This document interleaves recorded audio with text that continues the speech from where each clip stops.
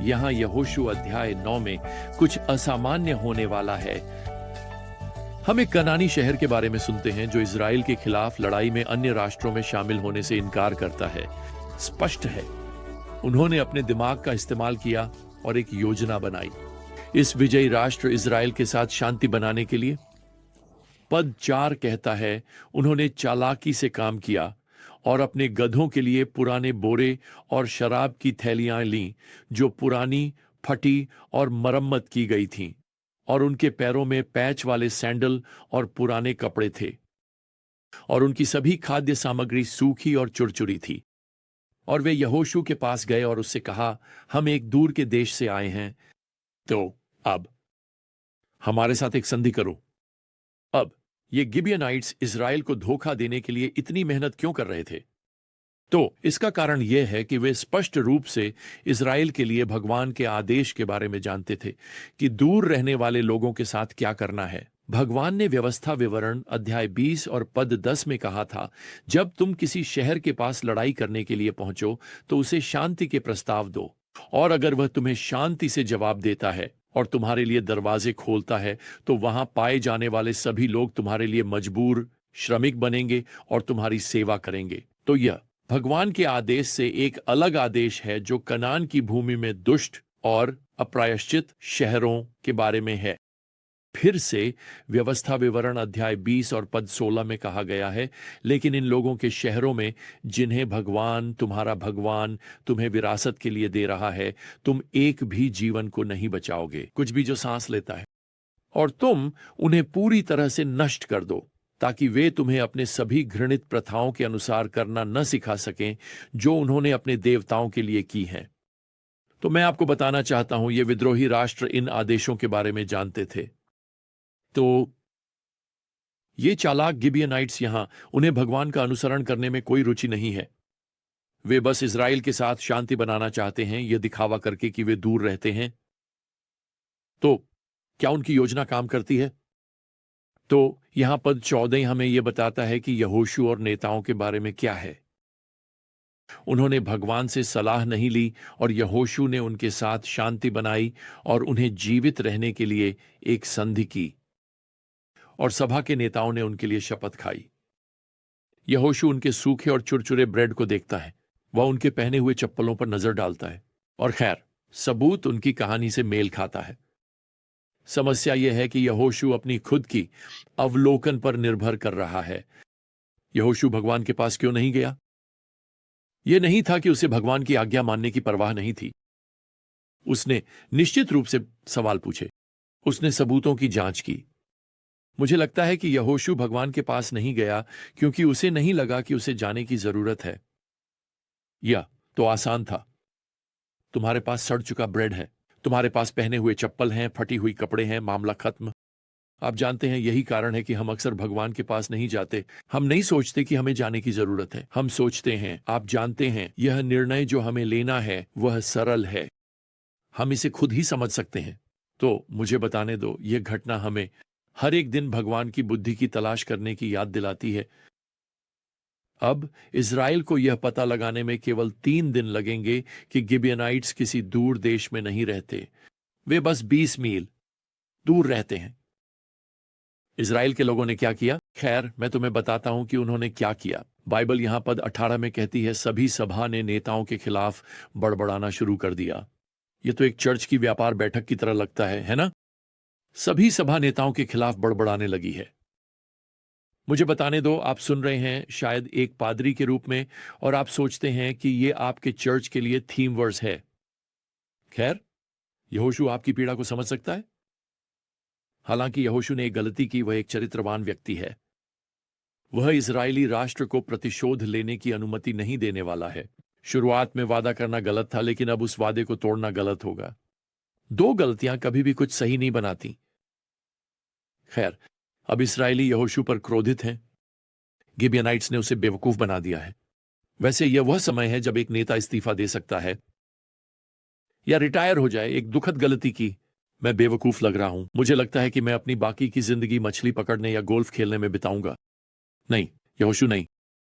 वह गिबियनाइट्स का बचाव करता है और उन्हें जीवित रहने की अनुमति देता है। वैसे भगवान उसकी असफलता का उपयोग कुछ अपेक्षाकृत अप्रत्याशित लाने के लिए करने वाले हैं। यहां अध्याय 10 में कनान के राजाओं का एक गठबंधन है और वे गिबियन को नष्ट करने के लिए एक साथ आने का निर्णय लेते हैं, क्योंकि उनका इज़राइल के साथ गठबंधन है। अब यहोशू इससे बाहर रह सकता था, आप जानते हैं, और बस इन कनानियों को एक दूसरे को मारने दे सकता था, और सच कहूं तो इससे उसकी समस्या हल हो जाती। लेकिन यहोशू एक चरित्रवान व्यक्ति है, तो वह यहां छंद 6 में अपनी सेना को इकट्ठा करता है और वे गिबियनाइट्स की रक्षा करने जाते हैं ताकि उनकी संधि के वादे को पूरा किया जा सके। भगवान इजरायलियों के कार्यों का सम्मान करते हैं। छंद 11 हमें यहां बताया गया है कि भगवान अब इस गठबंधन के खिलाफ युद्ध में उनकी मदद करते हैं और वह आसमान से इन बड़े ओलों को भेजकर इन दुश्मन सेनाओं पर हमला करता है। अब जैसे जैसे दिन बीतता है, लड़ाई खत्म नहीं हुई है। यहोशू, उसके पास दिन का उजाला खत्म हो रहा है। तो भगवान यहां छंद 13 में एक और अलौकिक हस्तक्षेप प्रदान करते हैं। सूरज थम गया और चांद भी रुक गया। तो भगवान सूरज और चांद को उनकी जगह पर रोक देते हैं। दिन को बढ़ाना। अब मैं जानता हूं आलोचक यहां यह बताना पसंद करते हैं कि भगवान सौर प्रणाली को रोक नहीं सकते। बिना पृथ्वी का विशाल, अगर पूरी तरह से नहीं तो विनाश किए बिना। कुछ लोग कहते हैं कि यह काव्यात्मक भाषा है, आपको इसे शाब्दिक रूप से नहीं लेना चाहिए। खैर, मुझे आपको एक बात बताने दें प्रिय, कुछ वास्तविक हुआ जिसने यहोशू को एक लंबा दिन दिया। छंद 14 कहता है ऐसा कोई दिन नहीं हुआ इससे पहले या इसके बाद। आप जानते हैं, मुझे लगता है कि मैंने इस घटना के हर संभव स्पष्टीकरण को पढ़ लिया है। आसमान में गुजरते हुए धूमकेतुओं से लेकर ज्वालामुखी विस्फोटों तक जो पृथ्वी की घूर्णन गति को धीमा करते हैं, या आप जानते हैं, भगवान ने पृथ्वी को थोड़ा सा झुका दिया ताकि दिन का उजाला बढ़ सके। सच तो यह है कि हमें यह नहीं बताया गया कि परमेश्वर ने यह कैसे किया। हमें बस यह बताया गया है कि भगवान ने यह किया। और सुनिए, अगर भगवान ब्रह्मांड के नियमों को बनाने में सक्षम है, तो वह उन नियमों को पार करने में भी सक्षम है। इसलिए एक चमत्कार होता है। क्या एक चमत्कार? प्रकृति के सामान्य नियमों के बाहर कुछ होता है। चाहे यह यर्दन नदी का 2 भागों में बंटना हो, चाहे यह यीशु का पानी पर चलना हो, या एक मृत व्यक्ति का जीवन में लौटना हो, या शायद एक कब्र से बाहर निकलना हो, भगवान उन सामान्य नियमों को उलट देते हैं जो उन्होंने बनाए हैं। वह उन्हें पार कर जाते हैं। एक पल के लिए वह चीजों के सामान्य काम करने के तरीके को बदल देता है। खैर, इसे आप एक चमत्कार कहते हैं वैसे, और यही कारण है कि आप इसे समझा नहीं सकते। सुनिए, मैं यह नहीं समझा सकता कि यीशु ने 2000 साल पहले अपनी क्रूस पर मेरे सभी पापों, मेरे अपराधों की सजा कैसे चुकाई। मैं ये नहीं समझा सकता कि वह मुझे एक नया कैसे देने वाला है, एक ऐसा शरीर जो हमेशा के लिए रहेगा। मुझे समझ में नहीं आता कि कैसे। मुझे बस ये पता है कि किसने इसका वादा किया। भगवान हमेशा अपने वादे निभाते हैं। अब आपको यह जानना चाहिए कि 2 प्रमुख कनानी देवता बस सूरज और चांद हैं। तो भगवान एक संदेश भेज रहे हैं कि वह उनसे अधिक शक्तिशाली हैं। अब यहां अध्याय 9 और श्लोक 27 में यहोशू ने गिबियनाइट्स को लकड़ी काटने वाले और पानी खींचने वाले बना दिया, समुदाय और भगवान के वेदी के लिए, आज तक उस स्थान पर जिसे वह चुनना चाहिए। मुझे यह बहुत पसंद है। यहोशू बाट ने गिबियनाइट्स को वेदी पर सेवा करने के लिए नियुक्त किया। क्या आपको पता है इसका क्या मतलब है? इसका मतलब है कि वे पूजा के साथ लगातार संपर्क में रहेंगे। याहवे एकमात्र सच्चा और जीवित भगवान। और कुछ अद्भुत होता है। गिबियनाइट्स अंततः भगवान का अनुसरण करते हैं। बाद में तंबू गिबियन में स्थापित किया जाएगा। 2 इतिहास 1। जब नहेमियाह सदियों बाद यरूशलेम शहर को फिर से बनाने के लिए लौटते हैं, तो अनुमान लगाइए कि वहां उनकी मदद के लिए कौन स्वेच्छा से आता है। गिबोनवासी। नहेमियाह अध्याय 3 और अध्याय 7। प्रिय, आज आप अविश्वासी गिबियनाइट्स से घिरे हो सकते हैं। वे भगवान के बारे में जानते हैं।